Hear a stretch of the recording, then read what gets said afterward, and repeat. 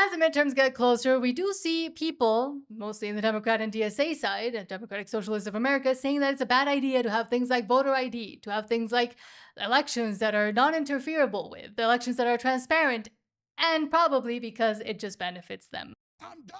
I'm pissed, and I'm not putting up with it anymore. Let's start with this from Glenn Beck via Rapid Response 47 saying, quote, "It's easy to forget where we were just 2 years ago, so let me recap what happened just this week." And it's a video from Glenn Beck kind of highlighting. Let's kind of get into this because a lot of people are thinking, oh, they're going to vote Democrat maybe in 2028 or something like that. Let's not forget what happened from Joe Biden, and not only what happened with Joe Biden, but what's happening across the rest of the West, whether it's Britain, the EU, Australia. You have the best example right to your north being Canada. Free speech is disappearing. Private property is disappearing. Mass immigration is destroying these countries. They're erasing their own history. They're getting rid of fathers and replacing them with governments. I mean, I can go on and on all day, but let's let Glenn Beck do it here. It's easy to forget where we were just 2 years ago. So before we get to the president, let me just recap what has happened this week. Monday, Supreme Court cleared the way for the president's mail-in ballot order to take effect before the midterms 6-3. Homeland Security can build a federal citizenship list and send it to the states, while the Attorney General can prioritize the prosecutions of officials who give ballots to ineligible voters. Also, the State Department. The State Department is moving to revoke the tourist and business visas of up to 200,000 people who came as visitors and then filed for asylum, the largest action in American history. In 14 days, this month, in 14 days, ICE arrested almost 1,500 people in Virginia and Maryland alone, including 400 with convictions and pending charges. And pause it for a minute. And if you listen to the woke right, like a lot of conservatives do, they kind of got sucked down that rabbit hole. I almost got sucked down that rabbit hole, but I woke up and realized before it was too late. They're going to tell you the exact opposite of what's happening here. They're going to tell you lies. He is, and we're going to go through it, he is cleaning up the elections. He is getting rid of mass immigrants that came into the country illegally under Joe Biden, not just with ICE, but offering them $2,500 at an airport if they self-deport. And that program has been extremely successful. Over 2 million illegal immigrants have self-deported at this point. Crimes from sexual battery, kidnapping, robbery, attempted murder, rape, MS-13 members. One of the most successful operations ever. Also, this week we find out State Department is moving to revoke the tourist and business visas of up to 200,000 people who came as visitors. Let's see. Meanwhile, we find out ICE arrests surged nearly 50,000 in July, highest monthly total. Homeland Security also proposed a $103,000 fee on capped H-1B visa petitions. And then the economic news. This one's huge. Philadelphia Fed's manufacturing survey showed American factories having the strongest current conditions in more than 5 years. But more striking, the manufacturers, their expectations for the future surged to the highest level since the beginning of the Reagan boom in 1983, with the biggest one jump ever recorded. In other words, American manufacturing isn't surviving. It may be on the verge of a major... We're going to build things in America again. And $19 trillion coming in, a lot of that for manufacturing and building these facilities. It's absolutely crucial. We follow Trump up with a JD Vance or a Marco Rubio. Why? Because they're going to get a ton of credit for this economy. You're going to see the fruits of this labor within the next administration. We want to make sure that next administration aren't the Democrats. Otherwise, they're going to claim credit for everything Trump did.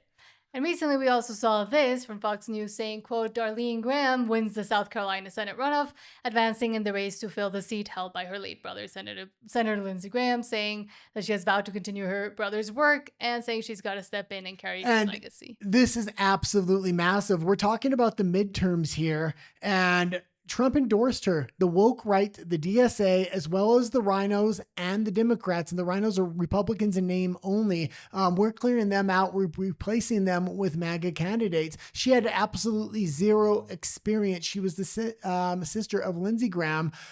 Trump needed a loyalist so he can get a lot of these things passed, like the SAVE Act, which is crucially important. The fact that the Republicans, or the rhinos in name only, Republicans in name only, are sabotaging him left and right. We need candidates like this in. And when Trump gives his endorsement, it's massive. She was predicted to lose and she won by 6 points. This shows the popularity of Trump and his endorsements. She just called, the Associated Press just called the race. You may have heard the cheers that erupted in the room just a few seconds after 9 p.m. Darlene Graham by the Associated Press declared the winner in this primary runoff against Congressman Ralph Norman. This race closely watched, and it was close as the pundits were suggesting it was going to be. I spoke to Darlene Graham's staff just as the polls were closing, and they told me that they expected this to be quite close. She just caught the Associated. And the woke right put everything they had into the other candidate. And the other candidate was a swamp thing, and they didn't want her there in any way, shape, or form. They were taking people that were endorsing Nikki Haley. That should tell you everything you need to know.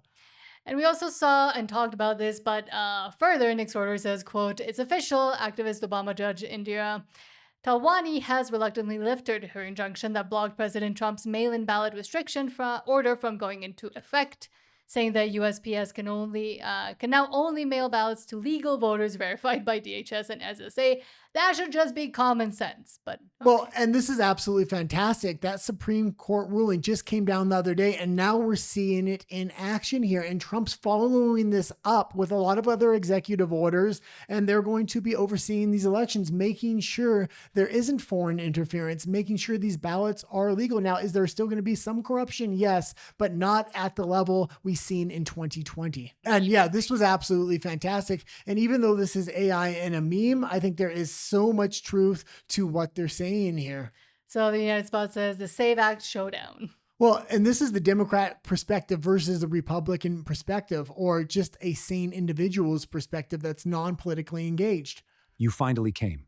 You wanted to see me. I wanted to give you one last chance to understand. Understand what? That elections belong to the people. American people? Eligible voters. American citizens? You're obsessed with that word. It's a pretty important word when we're talking about American elections. The SAVE Act is unnecessary. Why? Because we already have safeguards.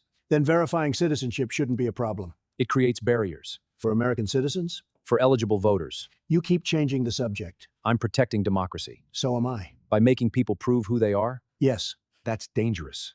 What's dangerous about knowing who's voting? You're trying to control elections. No. I'm trying to control who controls elections. California doesn't need Washington telling us how to run our elections. Then California should have no problem proving that the people voting in federal elections are American citizens. That's not the point. Then tell me the point. The point is access. Access for citizens. Access for everyone who is eligible. And eligible means what? Eligible. That's not an answer. You're trying to scare people. No. I'm asking a very simple question. Who gets to vote in an American election? American voters. And what makes them American voters? They are registered. And what makes them eligible to register? You're twisting everything. I'm not twisting anything. I'm asking you to define the word citizen. You know exactly what I mean. I do.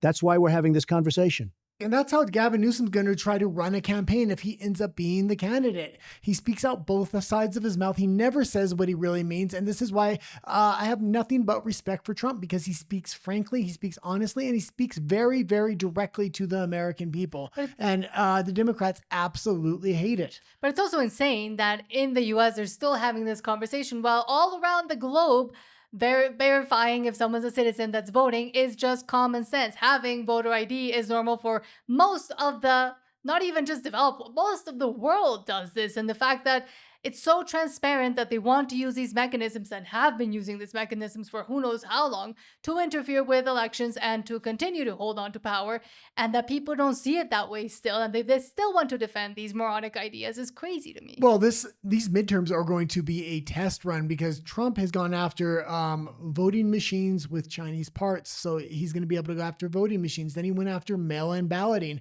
and then he got the Supreme Court to back him up on this. And then he's completely shut down the border for illegal immigration. So yeah, there's already illegal immigrants into the country. So in states there is no voter ID, it's going to be hard to kind of weed them out. But for the most part, man, this is going to be a good test run for the 2028 election. And he's going to know where he needs to go stronger at for 2028 to clean this thing up. Also, quick reminder, please don't forget to subscribe. It really does help us out.